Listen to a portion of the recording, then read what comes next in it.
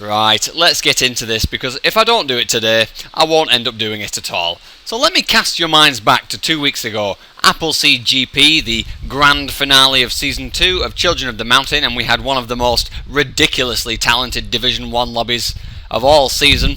And who should come out on top? None other than JJ West, aka MC West, picking up them 35 points.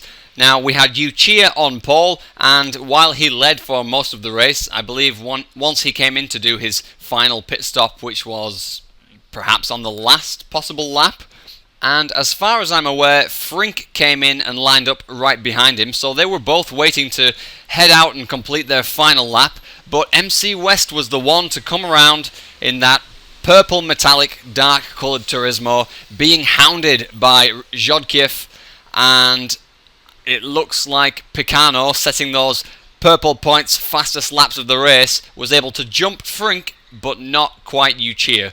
So that was the order after everybody had made their final pit stop. Of course, I would have liked to have been up there with Jodkiev, battling out with those top three, with the potential chance of capitalising on the fact that they were battling around the last lap, but of course, once I got stuck behind Ryan, I proceeded to spend the next 80 years of my life there. So not only did that battle cost me any chance of keeping up with Jodkiev, but it allowed Uchiha, Picano and Frink to all jump me once they'd done their final pit stops as well.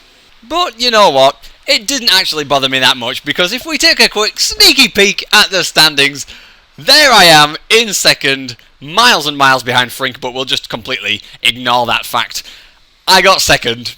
I got second in Children of the Mountain Season 1 in... oh, what a competitive array of drivers. I guess I'm just happy that I've been able to showcase what I believe is my ability on this game in a competitive format. I haven't been able to join major championships and events in the past, whether it's been due to it being closed and restricted to a specific group of people, or it's not coincided well with my work schedule and it's been too late on a Sunday night, too late on a Saturday night when I've got to be with my girlfriend.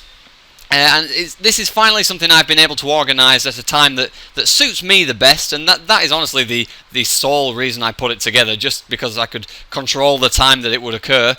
Well, that and trying to bring the GTA community back together, trying to unite all of these crews from which we see members of Perth, the strongest members of the old Sweat Buckets crew, some strong no-door drivers in there as well, like Macy. And we've even had some star appearances from some of the hot lapping community as well. So yes, despite being stuck behind Ryan for many laps, withering away until I reached old age, I crucially beat Wes 7 and Headshot, as you can see there. They were probably creeping up. Honestly, I didn't notice during the race. I was so focused on Ryan's brake lights that I didn't even notice how close Wes and Headshot had probably closed up to us. But it didn't matter in the end, because I finished ahead of them, and it was those two that I needed to score points against in order to secure a second, and it's happened. The right people got the other points, and I'm so proud to have finished second.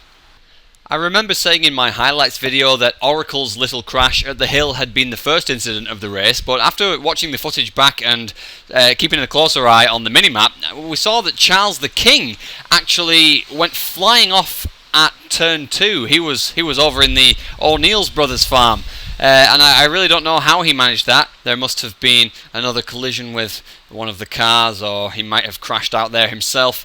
But the other big casualty from this race is probably UFO driver, who had a top 5 start, as did Mike BWFC, but we saw Mike lose about all of his positions on the first lap, so that was a really unfortunate start from Mike. So yeah, both Mike and UFO dropping from their top 5 starting positions right to the back of the grid. I don't know if they were just underprepared, or if everybody else was just that fast. It was such a competitive lobby. But crucially, it's affected UFO Driver the most, because if we take a look at 17th place in the overall standings, how close is he to Charles the King, Macy and Oracle? In fact, it's had a massive impact on Charles as well, because this has dictated which divisions they're going to start in ahead of Season 2.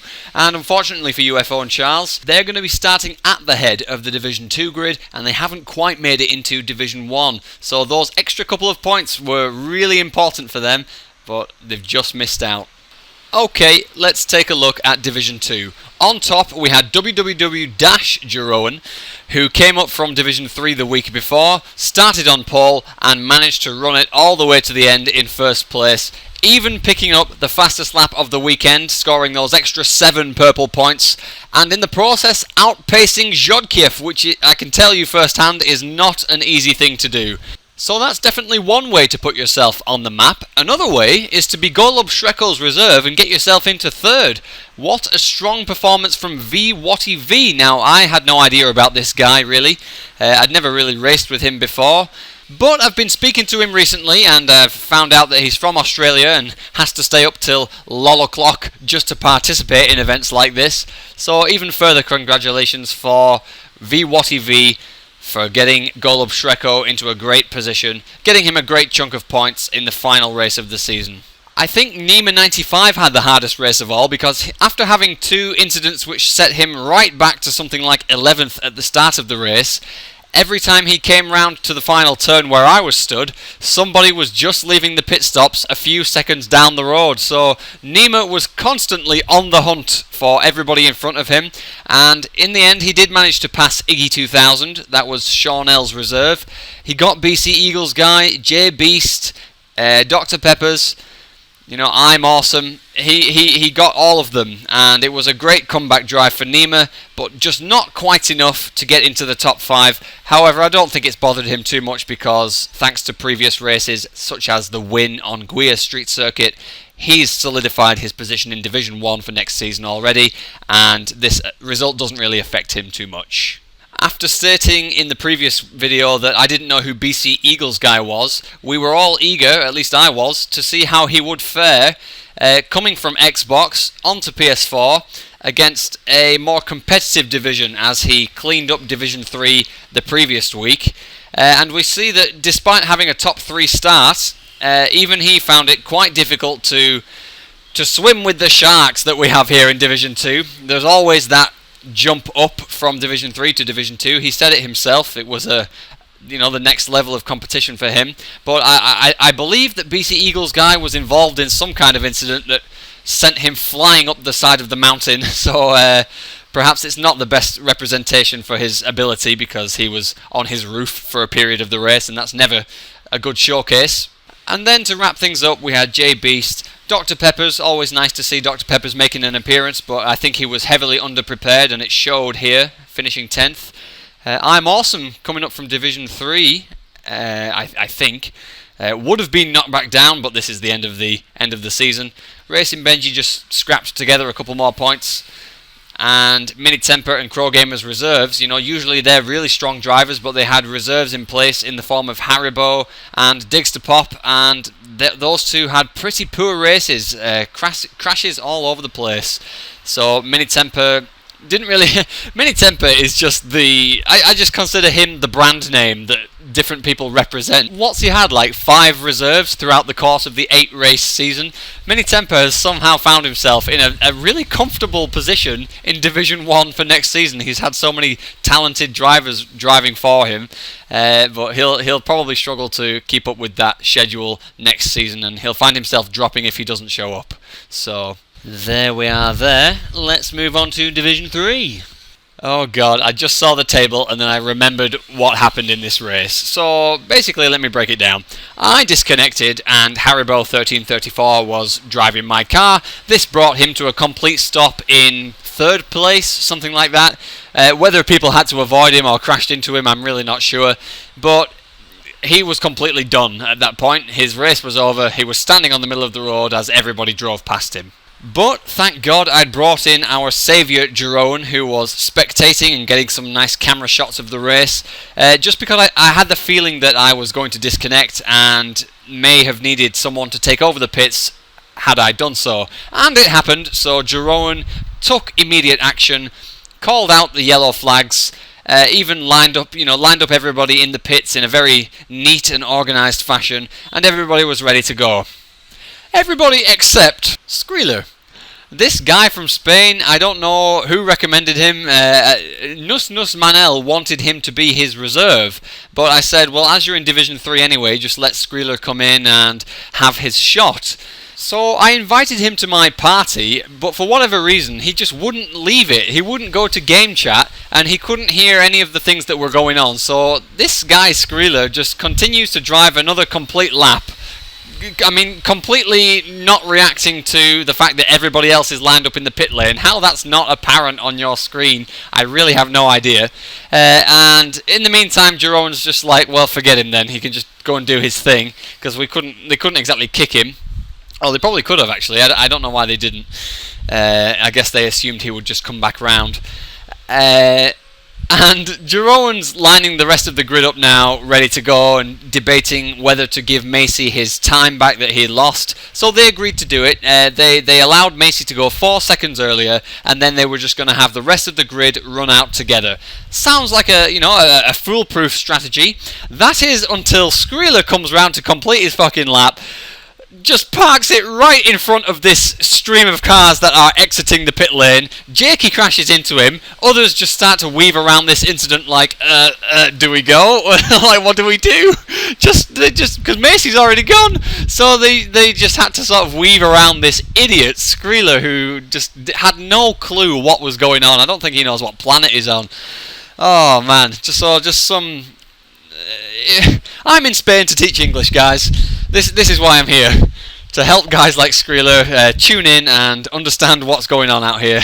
Well, truth be told, I could have made more of an effort with Skriller to explain to him what he needed to do, but as he was a part of the waiting list anyway, I assumed that he was, up to date with the things that are going on. So, just as a warning to anyone that's watching this that's on the waiting list already, if you don't understand everything that I'm saying, or if you don't understand all of the rules, please send me a message before you join. I don't want a repeat incident like this where I disconnect and I can't sort the situation out myself and I just leave it up to everybody else to do it. Oh, those goddamn police. Still trying to find me on the 5-star wanted level and they haven't found me yet.